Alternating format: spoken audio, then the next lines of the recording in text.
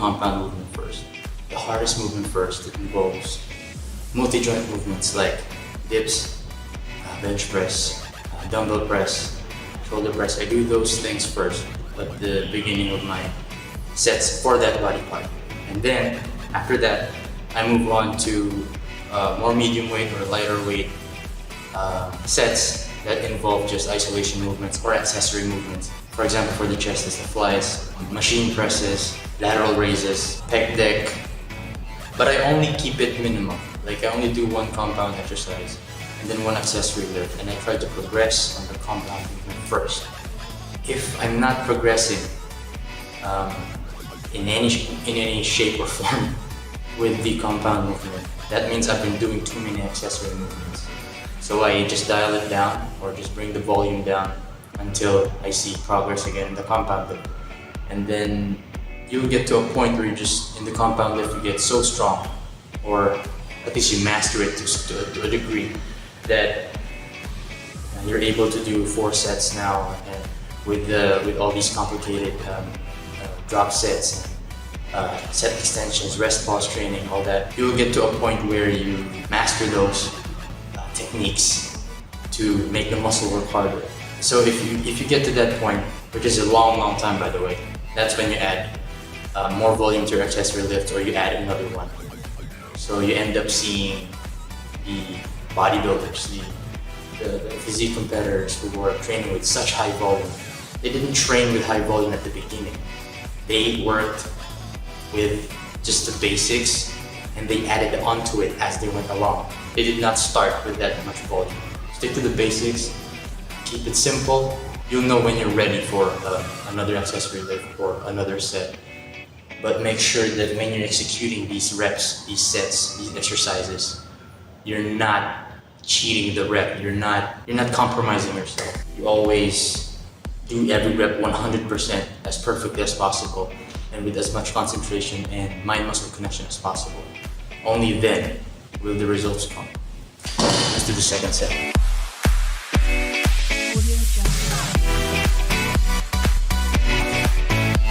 So as you can see, those are the heaviest dumbbells. This is where the 10s are supposed to go. And I'm using them right now for the fly. That's the maximum amount of weight. So how do I make that more challenging for me? I slow down the rep, get maximum stretch at the bottom without injuring my shoulder, as comfortably as I can, and then squeeze, visualizing that my biceps are coming together.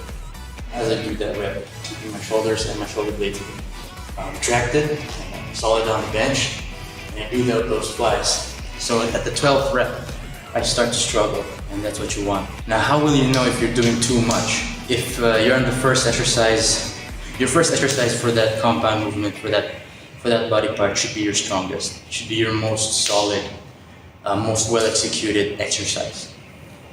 Move on to the second. You shouldn't feel that much fatigue. You should still feel the blood flow, and you should still execute the rep with proper form. If you get to the 3rd or 4th exercise and you're not feeling the muscle anymore, you're too fatigued at the 2nd set, or maybe even at the 8th rep of the 1st set, that means you're doing too much. You're just going through the motions. So dial it back, maybe don't do the exercise altogether, just stick to 2 exercises. You'll know when you add 3 or when you add 4, but you don't have to annihilate. Like Dorian Yates said, stimulate, don't annihilate. With these 2 exercises, and I'm executing them with slow, proper form, I'm not resting as long. So if you're keeping that amount of intensity, 2 exercises is all you need. So after this, I already feel fatigued in my chest, so I think I've stimulated enough. I don't need to do more because it'll just be a waste of energy. I want to concentrate now on my next body part, which is the shoulders, because this is a push day. So we're incorporating all the push muscles, including the quads. So I'm just gonna do my 3rd set and move on to shoulders. All right, now for shoulders, I usually use 30-pound, 45-pound dumbbells, but these are just the 10-pound or the 10-kilogram dumbbells, which are like go up to 25. So that's not enough weight for the intensity that I need. So what I'm gonna do is use a pre-exhaustion technique. I'm gonna do an isolation movement first for the front delt, so that when I move on to the compound exercises of the shoulder press, I've already fatigued most of of the front delt, and it will feel as if I am doing 30-pound dumbbells when I do my presses. So I think I'm just gonna do my front raises first and keep the reps high, get the blood flowing right there, and just pre-exhaust it. Don't swing.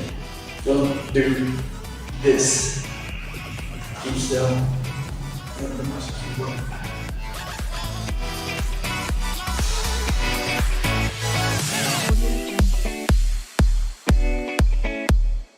So I just got done with the front raises.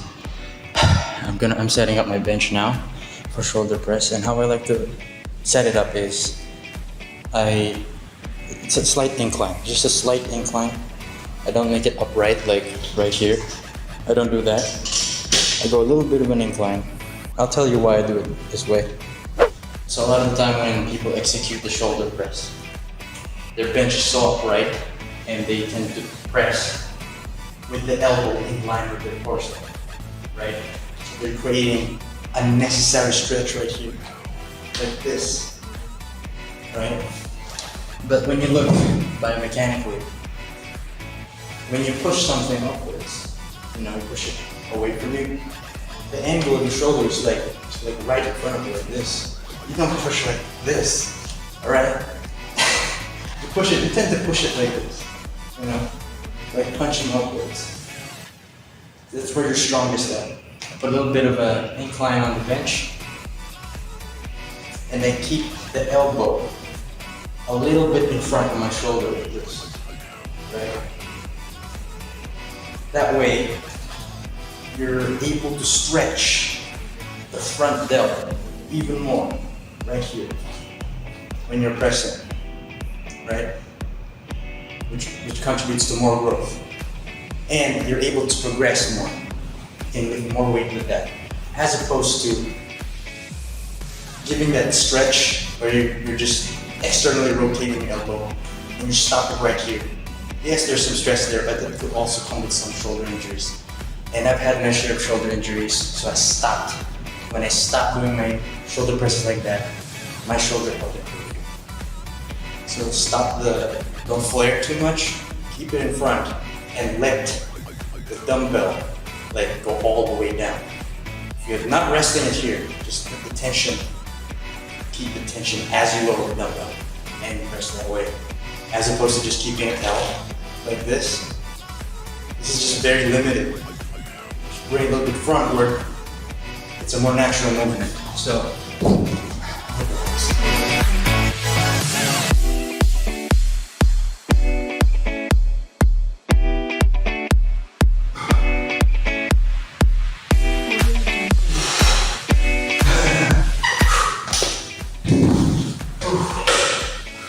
That does feel heavier. Does feel heavier. Let's sit on the third set. Now move on to an exercise that a lot of newbies hate. This is so painful. So I've just done my compound movement for the shoulder. And now we're going to do lateral raises. Now a lot of people get this wrong. They try to cheat the weight by using their legs. So what we're going to do for that is I sit down. So I can't cheat, I can't swing as much. Second thing is they're using the traps too much.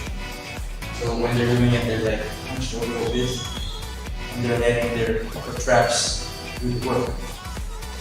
But this is an isolation movement. We're trying to get side delt, that lateral delt.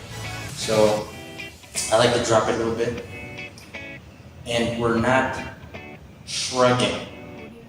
We're not shrugging it. We're just keeping tension right at that small little tiny muscle over there. And another thing, do not let the weight rest. Do not let the weight rest. So as you do it, bring it down. Keep the tension. Keep the tension. Don't rest. Alright? Because when you rest, you're doing already light weights. So challenge yourself. That is how you make the muscle work harder, but keeping the tension on the muscle. This is an isolation exercise, and you cannot progress like in the compound movement where you just go heavier. So we're making sure we're working hard, even with those light reps, with those light weights. By keeping the tension there, the time under tension, And yes, it's gonna be painful. It's gonna be so uncomfortable. What's the purpose of the gym? We're here to induce pain. Besides your existential suffering, so just do it.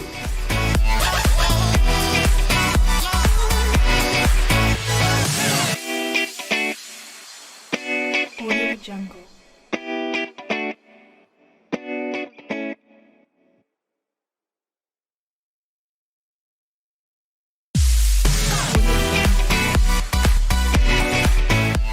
So how will you spot someone who's doing it wrong? You'll know it much.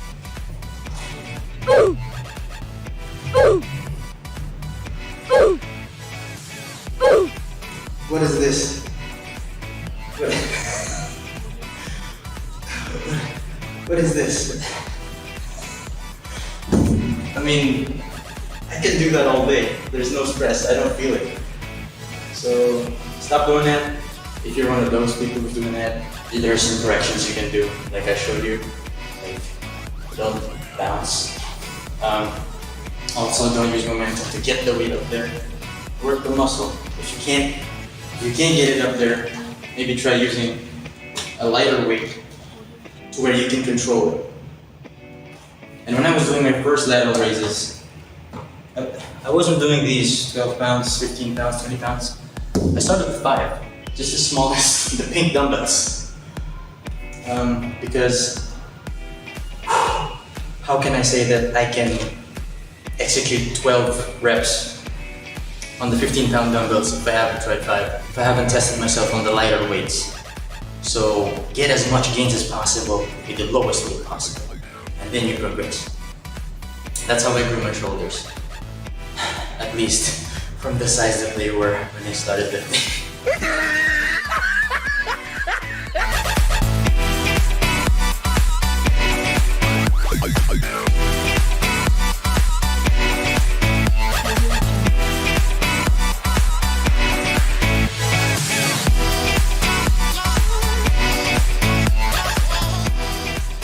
I forgot to mention during my sets, or with the lateral raises at least, you'll notice that I do a lot of rest pause training, and my set consists of like a lot of reps.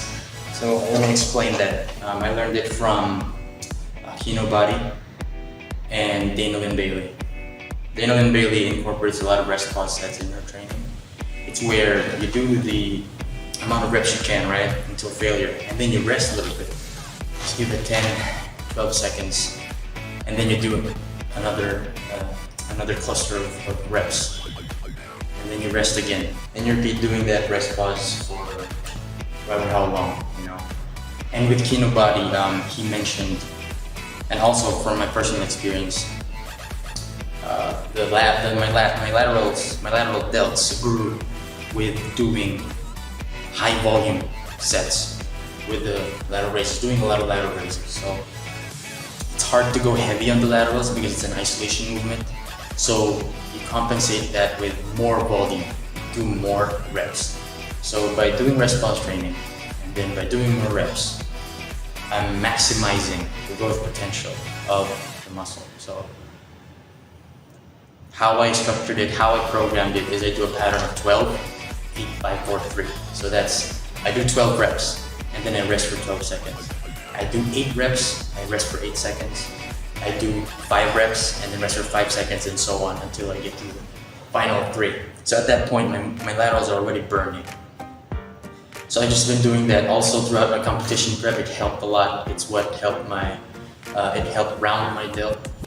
And it's really fun to do, to challenge yourself, to push that set. It's really difficult to do, so you might want to start with lighter weights if you want to start incorporating that technique.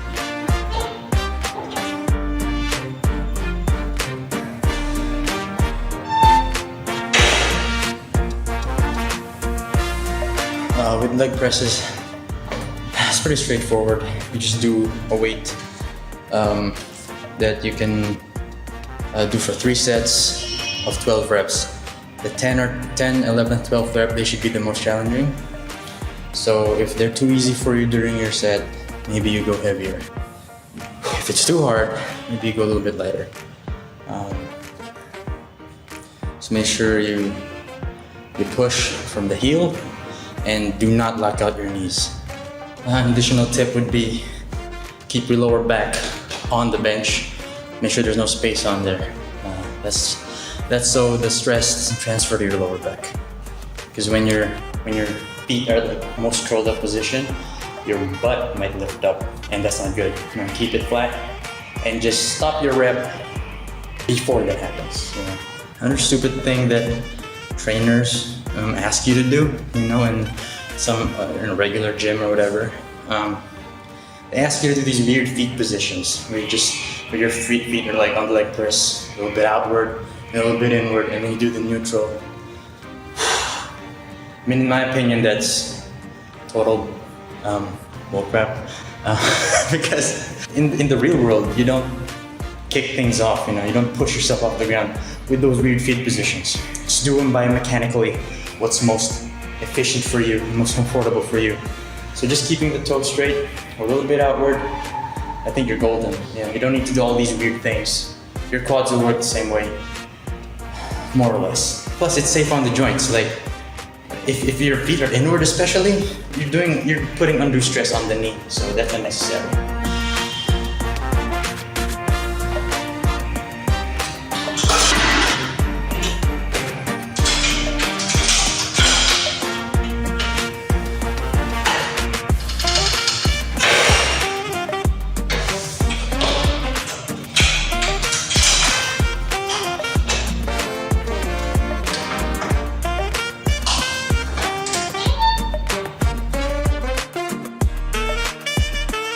Same principle with the leg training. I did leg presses first to pre-exhaust the quads. And now I'm just doing goblet squats, still with the 10 kilogram dumbbells. But because I did my leg press and pre-exhausted it, it feels a little bit heavier. It's a little bit more challenging. And my heart rate's up. So that's one thing to consider if you want a more challenging squat. Goblet squats are like one of my favorites. I would recommend it if your gym only has your condo gym only has dumbbells and no squat rack.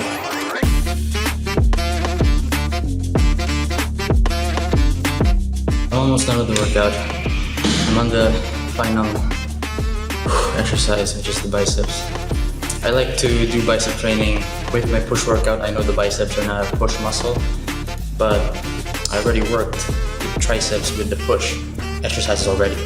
So I like doing my biceps here because I have really weak biceps. It's not my strong point. So by doing them on a push day, the biceps are still fresh, so I didn't fatigue them or anything at all, as opposed to a back day. So I like doing them with my push workout. I also switched to the 8-pound dumbbell instead of the 10. I tried the 10, but it was too heavy and I couldn't feel it on the muscle. I was feeling it more like tendons. So my body was working, my arm didn't feel right. So when I switched to the 8 pounds, when I went lighter, I can feel the contraction more on the bicep, and I can do my 12th rep. It's still challenging, but it's not too heavy that I injure myself. So when you're in any gym or you're working out by yourself, don't be afraid to go lighter. Sometimes going heavy is not always, doesn't always mean that you're working hard. You can work hard with intensity, even with light weight. So it's all in the execution. Finished the workout here with inclined dumbbell curls. It was a fun workout. It was also a lot of fun filming it for you. I hope you enjoyed the tips and the techniques that I explained here. I really appreciate everyone watching my videos. I really hope that you're inspired and that you learned something, and you can apply some of these to your own workout. Subscribe for more content, and remember, less simping, more lifting.